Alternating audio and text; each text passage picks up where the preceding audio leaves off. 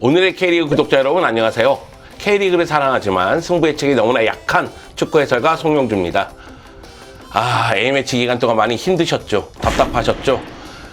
클린스만 감독이 이끄는 한국 대표팀이 웨일즈전을 비롯해서 사우디전도 방향성을 알 수 없었기 때문에 많은 축구 팬들이 아쉬움이 컸습니다. 일단 A매치 기간은 끝났으니까 우리가 K리그에 더 집중해야 되겠죠? 지난 우측 승부 예측에서 4경기를 맞추신 분이 무려 14명이나 됩니다. 그 중에서 한 분을 뽑았습니다. 바로 오준현님. 이분이 영주형이랑 반대로만 가면 된다 이렇게 댓글을 남겨주셨는데, 여러분 우측 승부 예측은 이렇게 활용하는 겁니다. 선물 수령 방법에 대해서는 유튜브 오늘의 K리그에 들어오셔서요 댓글에 대댓글로 남겨드릴 테니까요 꼭 확인하시고 선물 수령하시기 바라겠습니다. 여러분 이벤트는 계속됩니다. 이 방송 끝까지 함께 해주세요. 그리고 이번 주는 선물이 하나 더 있으니까요 이 방송 끝까지 함께 하시면 어떤 이벤트인지 확인하실 수가 있습니다. 우측 승부 예측은 유튜브 오늘의 K리그에서 확인하실 수가 있습니다. 네이버, 카카오, 아프리카TV 등 기존 채널에서도 만나보실 수가 있습니다. 자, 그러면 본격적으로 K리그 1 30라운드 우측 승부 예측을 시작하겠습니다. 가보자고! K리그 1 30라운드 우측 승부 예측에서 주목하는 경기는 서울과 광주의 대결입니다. 서울은 지난 수원전에서 일류첸코의 결승골을 앞세워서 1대0으로 승리했습니다. 그러면서 서울은 무려 7경기 만에 승리를 거뒀고요. 그리고 김진규 감독 대행이 지휘봉을 잡고 나서 첫 승을 거두는 데 성공을 했습니다. 무엇보다도 일류첸코가 2경기 연속골을 넣으면서 해결사 역할을 하고 있어요. 그 가운데 이선에는 팔로세비치라든가 윌리안이라든가 나상호가 나름대로 고군분투를 하고 있으면서 공격이 살아난 모습이 나타나고 있습니다. 다만 김주성과 오스마르 중심의 포백은 여전히 아쉬움이 있는 편이죠. 지난 수원전에서는 무실점을 기록했기 때문에 나름대로 수비 쪽에서도 탄력을 받을 것으로 보입니다. 반면에 광주는 지난 울산전에서 이건희와 백하의 연속골을 앞세워서 2대0으로 승리를 거뒀습니다. 울산을 잡았어요. 그러면서 광주는 최근 9경기 무패를 기록하고 있죠. 광주의 중심은 누가 뭐라고 해도 이정효 감독입니다. 이정효 감독이 전술적으로 공간 배분이라든가 전환 속도라든가 그리고 측면에서의 파고 들어가는 움직임까지 완벽하게 작전을 짜고 나오고요. 그 가운데 조직력을 바탕으로 해서 짜임새 있는 축구를 보여주고 있습니다. 물론 광주가 한때 좀 주춤했을 때에는 공격수들의 득점력, 과연 해결사가 있느냐 이런 이야기를 하긴 했지만은 지금은 많은 선수들이 골을 넣어주고 있어요. 이건희, 백하뿐만이 아니라 토마스, 아산이 그리고 엄지성까지 누구든지 골을 넣을 수 있기 때문에 그만큼 공격 루트가 다양하고 득점원이 다양한 모습을 보여주고 있습니다. 다만 미드필드의 중심인 정우현 선수가 U23 대표팀에 차출이 됐어요. 그렇기 때문에 미드필드에서 힘이 떨어질 가능성이 있거든요. 아마도 이희균하고 이순민으로 미드필드 라인을 구성할 것으로 보이는데, 이순민을 수비에서 미드필드로 올리면 또 수비 쪽에 변화가 있어야 되겠죠. 그런 측면에서는 광주도 약간의 잡음이 나올 수 있는 경기가 아닐까 그런 생각이 듭니다. 최근 서울의 경기력이 향상된 건 사실입니다. 김진규 감독 대행이 지휘봉을 잡으면서 역시 선수들의 정신력 자체가 좀 달라졌다는 느낌도 들거든요. 그러면서 서울은 힘을 발휘하고 있는데, 그렇다 할지라도 광주의 상승세와 경기력하고 비교한다면 여전히 열세라고 봐야 되겠죠. 전체적인 경기 내용을 봤을 때에는 광주가 주도할 가능성이 큽니다. 그런데 서울이 광주에 또 강해요. 서울이 광주 상대로 통산 리그 17경기에서 12승을 챙겼고요. 최근 광주를 상대로 4연승을 기록하고 있습니다. 그런데 홈에서 광주를 상대한다? 그렇다면 서울도 쉽게 패배를 허용하지 않을 가능성이 큽니다. 결국 광주가 경기를 주도하겠지만 이 경기는 서울이 저력을 보여주면서 결국 무승부로 막을 내릴 거라고 예상을 합니다. 전북과 강원이 맞대결을 펼칩니다. 전북 이 경기 승리를 장담하기는 어려워요. 전북이 최근 4경기에서 승리가 없고요. 최근 4경기에서 골은 2골밖에 넣지 못했습니다. 그만큼 파괴력의 문제가 나오고 있다는 거죠. 그리고 U23 대표팀에 정말 많은 선수들이 차출이 됐어요. 백승호, 송민규, 박진석 같은 팀의 중심 선수들이 차출이 됐기 때문에 전력 누수가 매우 큰 편입니다. 여기다가 올 시즌 강원과의 2차례 대결에서 1승 1패를 기록했기 때문에 상대 전적에서 전체적으로 우위를 가져가겠지만은 올 시즌만 놓고 봤을 때는 우위에 있다고 얘기하긴 어렵다는 거죠. 그렇기 때문에 이 경기는 전북이 매우 고전할 가능성이 큽니다. 문제는 강원도 부진해요. 강원 같은 경우에는 최근 19경기에서 승리가 1승밖에 없거든요. 팀이 윤정환 감독이 오고 나서 하나로 응집되지 못한다는 느낌도 좀 들고 있어요. 그런 측면에서 봤을 때는 전북이 이 경기에서 매우 고전할지라도 결국은 전력에서의 우위를 입증하면서 승리를 거둘 가능성이 조금 더 높지 않을까 생각합니다. 전북 살아나야 돼요. 그래야지만 K리그1이 재밌어집니다. 인천과 제주가 대결을 펼칩니다. 인천이 지난 포항전에서 0대2로 패배하면서 공식 경기 5경기 만에 패배를 당했습니다. 페널티킥 2방에 무너지고 말았죠.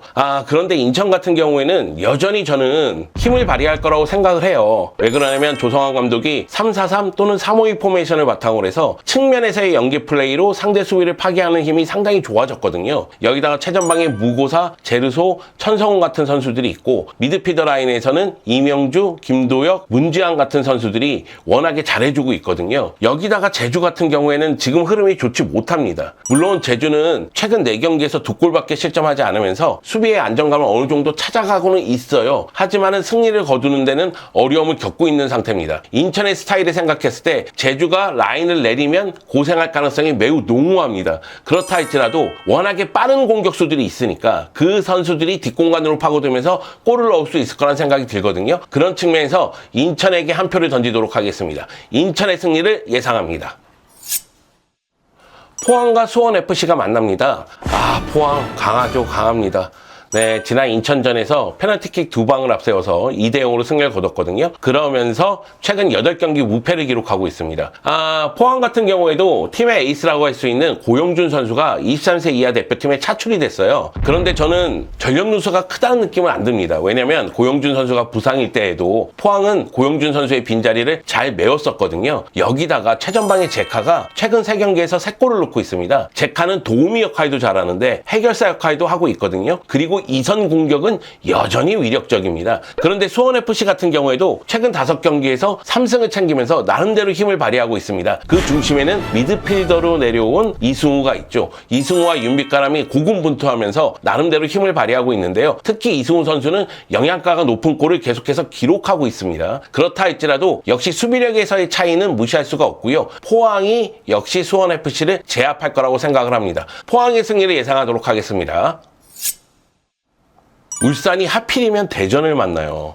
올 시즌 대전은 울산에 매우 강합니다. 대전은 울산과의 2경기에서 1승 1무를 기록했죠. 패배하지 않았습니다.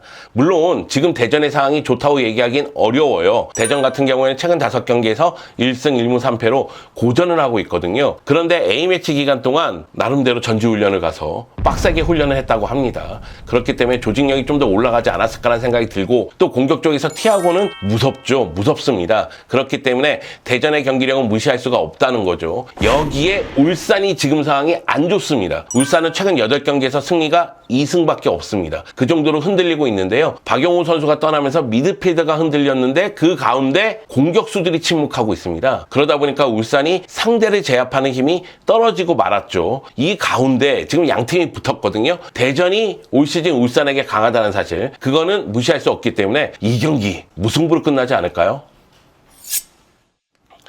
수원과 대구가 만나는데 분위기가 양쪽이 좀 달라요.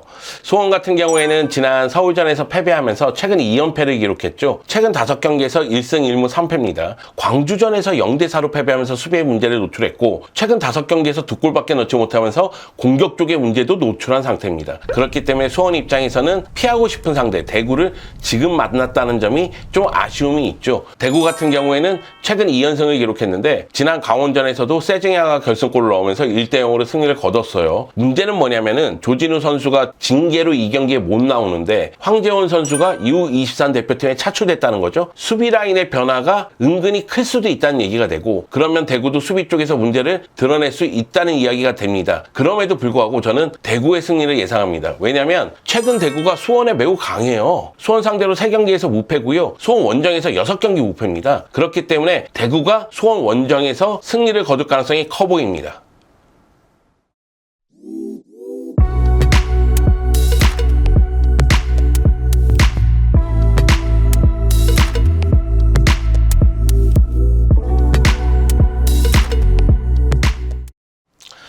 자, 이렇게 우측 승부 예측 K리그 1 30라운드 6경기를 모두 마쳤습니다. 오늘 좀 색다르게 진행을 했는데 어땠는지 모르겠어요. 오늘도 비가 와요. 아니, 우측 승부 예측만 찍으려고 하면 비가 와. 그래도 색다르게 제 배경에 K리그 1 구단들의 이 구장이 딱 나오니까 뭔가 현장에서 얘기하는 것 같지 않습니까? 안녕하십니까, 송영주 기자입니다. 현장에 나와 있습니다. 야, 웃지 마, 이 새끼. 열심히 하고 방송하고 있는데. 멈춰! 제가 예측한 6경기 그 영상 밑에 댓글로 똑같이 K리그 1 30라운드 6경기를 예측하셔서 올려주세요. 저보다 많이 맞추신 분 한 분을 뽑아서 선물을 드립니다. 2022 K리그 포토 에세이를 선물로 드립니다. 그리고 선물이 하나 더 있습니다. 한국 축구 바꿔야 한다! 네, 바로 이 책을 선물로 드릴 텐데요. 지금 한국 축구가 어떻게 바뀌어야 되는지 이거 100분 토론 내용인데, 야, 이거를 남겨달라고 하는 게 맞아? 괜찮아요? 한국 축구가 어떻게 바뀌어야 되는지 6경기 예측하시고 그 밑에 아주 짧게 의견 남겨주셨으면 좋겠습니다. 그러면 그 중에서 한 분 뽑아서 이 책을 선물로 드릴게요. 우측 승부 예측은 오늘의 K리그 앱에서도 만나보실 수가 있습니다.